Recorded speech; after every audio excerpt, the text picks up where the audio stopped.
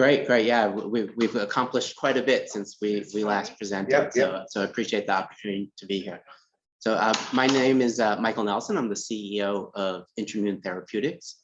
We are developing a toothpaste-based approach to treating food allergies. So food allergies are a huge problem. When I was a kid, when a lot of you were kids, you just didn't hear about it. It's a growing epidemic. And we take what we're doing really seriously. Our inventor, when he was 7 years old, a friend of his gave him a cookie. And before he knew it, he was in the backseat of his parents' car, and they were rushing to the emergency room. And he obviously survived to come along and invent our product. But it's really scary, and it's a growing issue. And back then they didn't have EpiPens, but right now, really all you can do is give yourself emergency epinephrine if you accidentally get exposed to the food you're eating, and get yourself to an emergency room, resulting in over 200,000 emergency room visits every year. We are a New York-based biotech company. We raised $6 million. We've been actually in operation for 5 years. This platform, I've been working on it for about 10 years. And there's a number of reasons to get involved now. We're currently doing bridge financing to our Series B. It's a $10 million bridge. We're doing a debt financing to get it done quickly. It's $10 million, 8% PIK interest, but we're going to be offering warrant kickers to really jump up that return and make this very exciting to investors. You're a public company already. We are a private company. Right. So the last raise we did, our valuation was at 60 million. We have quite a bit of additional data since then. So what is our valuation now is going to be something that gets negotiated. We are going to be doing a large Series B, about $40 million, but we are looking to bring in some cash very quickly in order to move into children. We're actually in clinical studies, in phase 1 studies in people who are peanut allergic, getting great safety, and really move our chemistry and manufacturing along. So there's 3 reasons to kind of look at what we're doing. This is a huge unmet need in food allergies. We are, for a biotech company, we are extremely de-risked. I don't think you'll find a biotech company at our stage that has less risk than we do. And I'll go into details, but essentially, the platform's been used in over 1,000 patients with no issues. We're showing great safety data to date. And we know 2 milligrams of peanut protein put under the tongue actually does as much desensitization as the one product that's ever been FDA approved for any food allergy.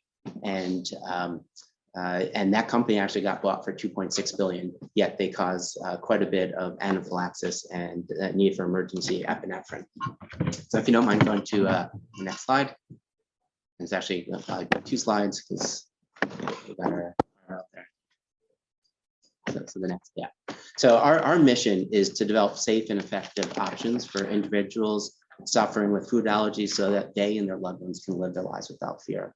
And we take this very seriously. And it's not just the person who has the food allergy, it's the entire family that lives in fear.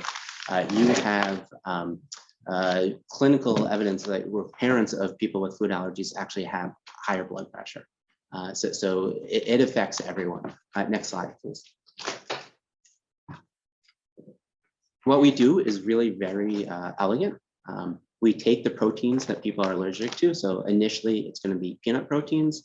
We incorporate it into a fully functional toothpaste. So this replaces that time of toothbrushing, and you get your allergy immunotherapy when you brush your teeth.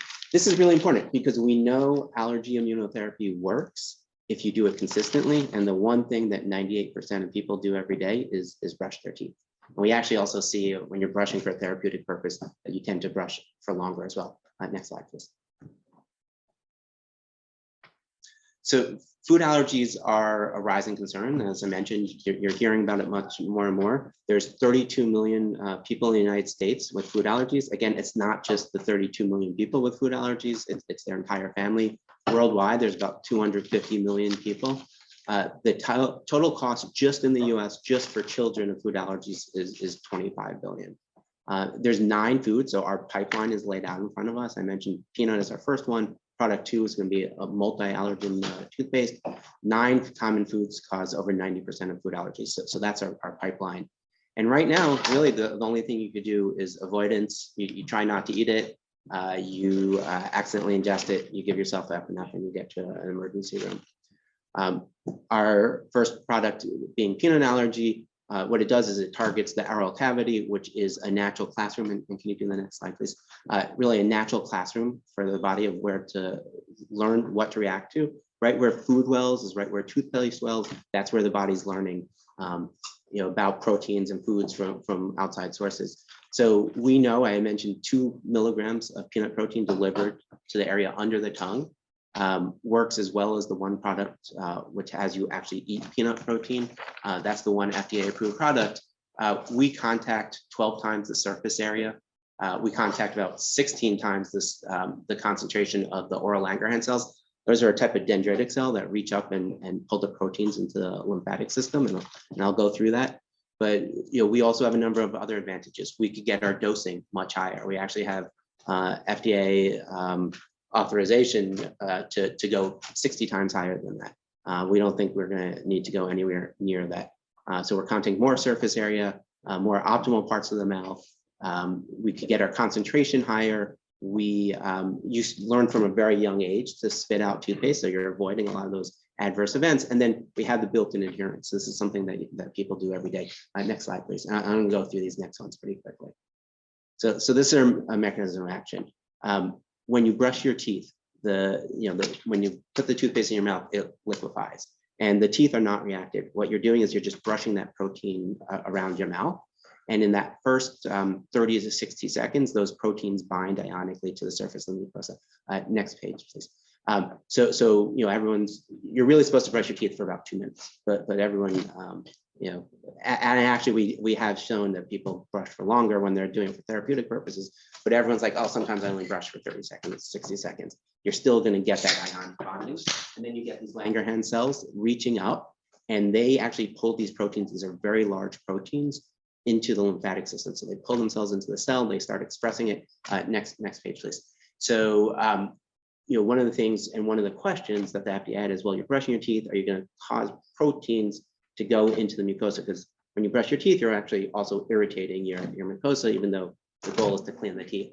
And, we have, I'll talk about our clinical studies so far, but we haven't seen any issues along those lines. So those Langerhans cells, they now have those proteins that they're expressing.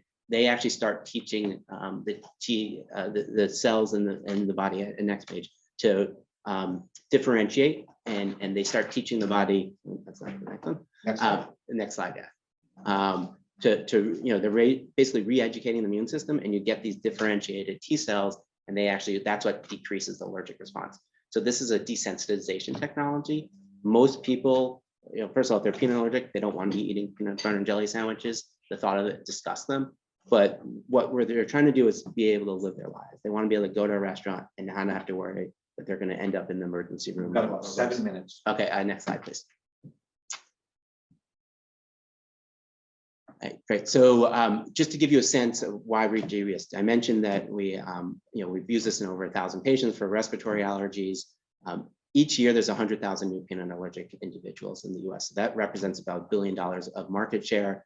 There's this huge social impact.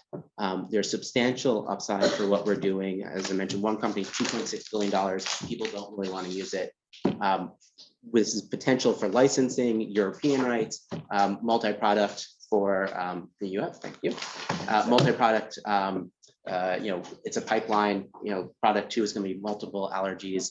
Patients, practitioners, payers, they're all desperate for alternatives.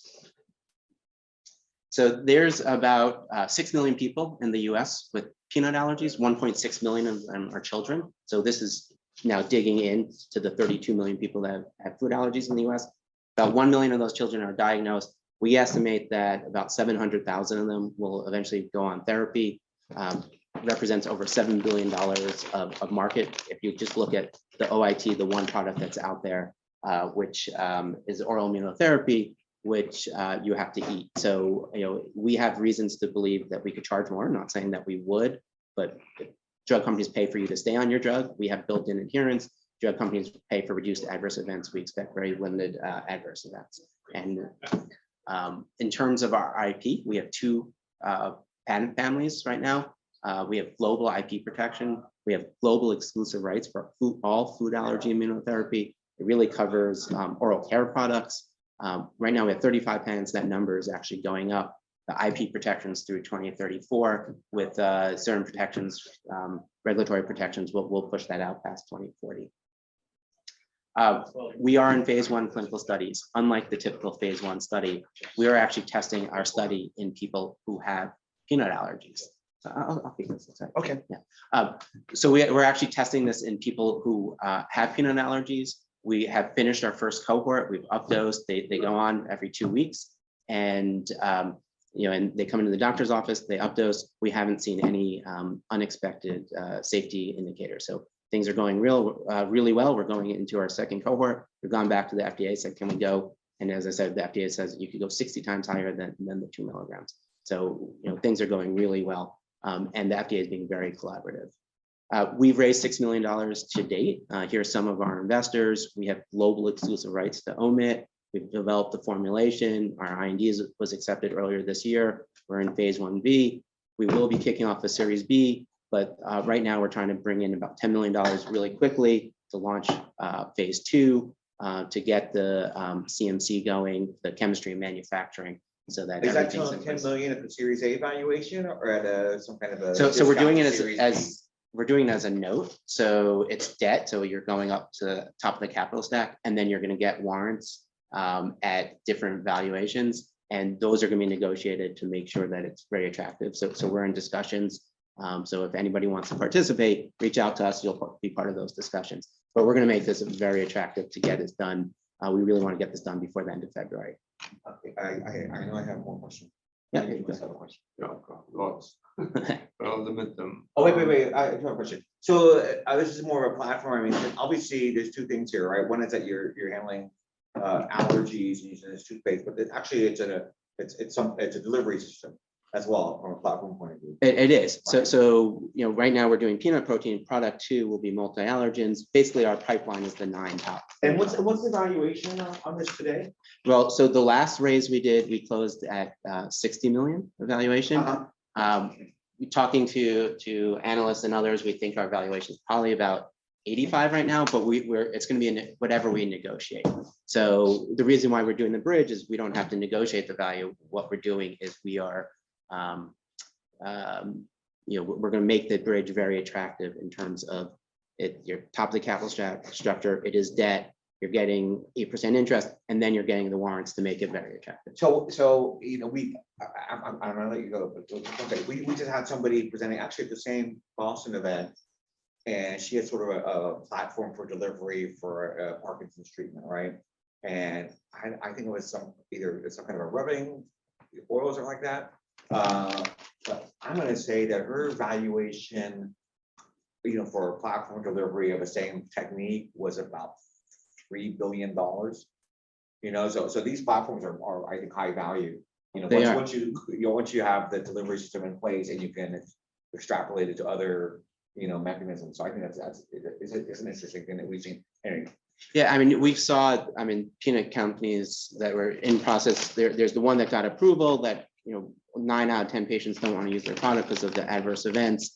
90% of patients said they would use our product. So, and that's a study done by Allergy and Asthma Network, which is an activist organization. Planes anymore. Yeah, exactly. So they were valued at our stage about $300-400 million is the valuation. We expect to hit that after really in about 6 months. Do you have a study on comparables or things like that? Yeah, so I kind of skipped over that at the end, but we have a lot of information on comparable companies. There was a company that had skin patch, and it unfortunately doesn't work very well, so they're not getting through FDA approval. They got buyout offers north of $4 billion. Because we have a new edict in our group. We are no longer allowing anybody who wants more than $10 million valuation to come in without comparables, because it's just so ridiculous, right? Now, there's a lot of comparables. Unfortunately, there's a lot of it's this huge unmet need, and people are desperate for products, but nothing other than eating peanuts is what's gotten through FDA.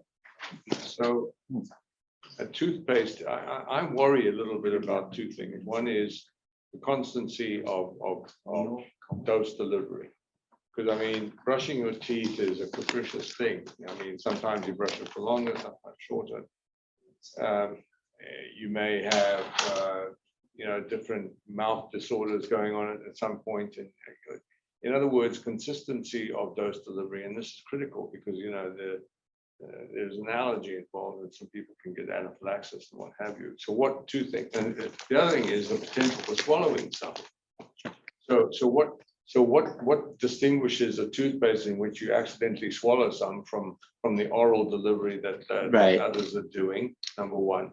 Number two, desensitization normally has a low dose escalation, you know, where you build up the antibodies, you know, you want to build up anti-idiotypes essentially.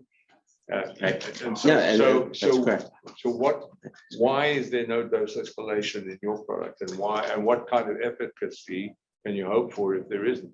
Okay, so there is dose escalation. So that our clinical studies, the initial cohort went through 4 dose escalations.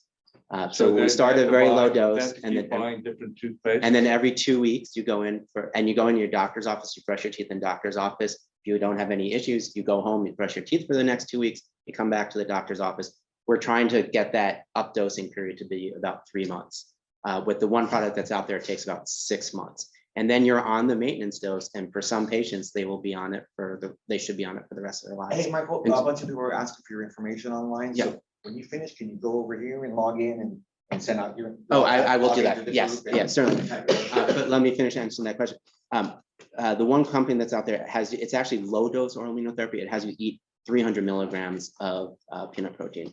We know 2 milligrams peanut protein delivered sublingually works as well. So even even if we went up to, you know, I said we could do 120 milligrams. I don't think we're going to go that high.